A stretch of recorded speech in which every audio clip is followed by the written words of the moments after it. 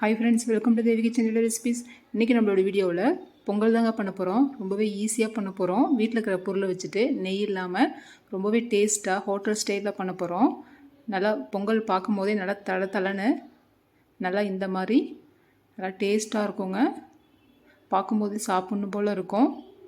வாங்க பொங்கல் எப்படி பண்ணுறதுன்னு பார்க்கலாம். பொங்கல் பண்ணுறதுக்கு ஃபஸ்ட்டு அரிசியும் பருப்பும் ஊற வச்சுக்க போகிறோம். 1 கிளாஸ் அரிசி எடுத்துகிட்டு அதே கிளாஸில் 1/2 கிளாஸ் பருப்பு எடுத்து பாசிப்பருப்பு எடுத்து ஊற வச்சுருக்கேன். 15 நிமிஷத்துலேருந்து 20 நிமிஷம் நல்லா ஊறட்டும். ஊறினதுக்கப்புறம் தண்ணி நல்லா வடிச்சிட்டு கழுவிட்டு எந்த கிளாஸில் அரிசி எடுத்தோமோ அதே கிளாஸில் 5லேருந்து 6 கிளாஸ் அளவுக்கு தண்ணி விட்டுக்கலாம். அப்போ தான் பொங்கல் வந்துட்டு நல்லா தளதளன்னு இருக்கும். ரொம்ப கெட்டியாக இல்லாமல் நல்லா சாப்பிட்ற பதத்துக்கு இருக்கும். தண்ணி ஊற்றிட்டு இந்த பொங்கலுக்கு தேவையான அளவு உப்பு சேர்த்துக்கலாம். உப்பு சேர்த்துட்டு 1 ஸ்பூன் அளவுக்கு மிளகு சேர்த்துக்கலாம்.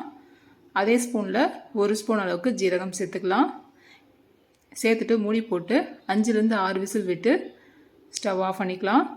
பார்த்திங்கன்னா நல்லா குழைய வெந்து வந்திருக்கு. கரண்டில் லைட்டாக இந்த மாதிரி கலந்து விட்டோமாவே இன்னும் நல்லா குழஞ்சி வந்துடும். நல்லா இந்த பதத்தில் இருக்கணும். அப்போ தான் நமக்கு சாப்பிட்றதுக்கு நல்லாயிருக்கும். இப்போ இந்த பொங்கல் வந்துட்டு தாளிச்சிக்கலாம்.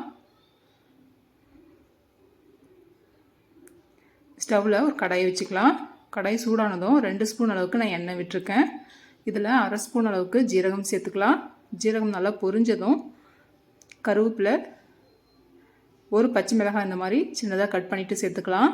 நல்லாயிருக்கும், நல்லா ஃப்ளேவர் நல்லாயிருக்கும். பச்சை மிளகாய் சேர்த்து பண்ணும்போது இந்த மாதிரி சின்னதாக கட் பண்ணிவிட்டு சேர்த்துட்டு பொடியாக கட் பண்ண இஞ்சி சேர்த்துக்கலாம். சேர்த்துட்டு இதோட 4லேருந்து 5 முந்திரி கட் பண்ணிவிட்டு சேர்த்துக்கலாம். கொஞ்சமாக கருவேப்பிலை சேர்த்துட்டு நல்லா மிக்ஸ் பண்ணி விட்டுக்கலாம். நல்லா கலர் சேஞ்ச் ஆகி வரணும். அப்போ தான் நல்லாயிருக்கும், நல்லா ஃப்ளேவராக இருக்கும் பொங்கல் வந்துட்டு.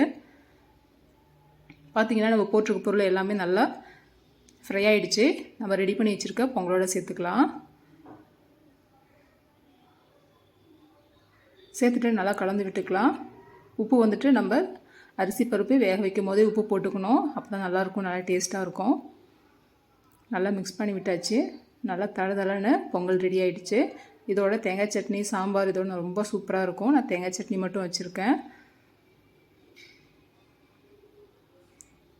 பாருங்கள், பார்க்கும் போதே சூப்பராக ஹோட்டல் ஸ்டைலில் இருக்குது பாருங்கள். நீங்களும் இந்த மெத்தடில் பொங்கல் ரெடி பண்ணி பார்த்துட்டு எவ்வளோ டேஸ்ட்டாக இருந்துச்சுன்னு சொல்லுங்கள். கமெண்ட் பண்ணுங்கள் ஃப்ரெண்ட்ஸ். ஷேர் பண்ணுங்கள், சப்ஸ்கிரைப் பண்ணுங்கள் ஃப்ரெண்ட்ஸ். Thank you friends. பாய்.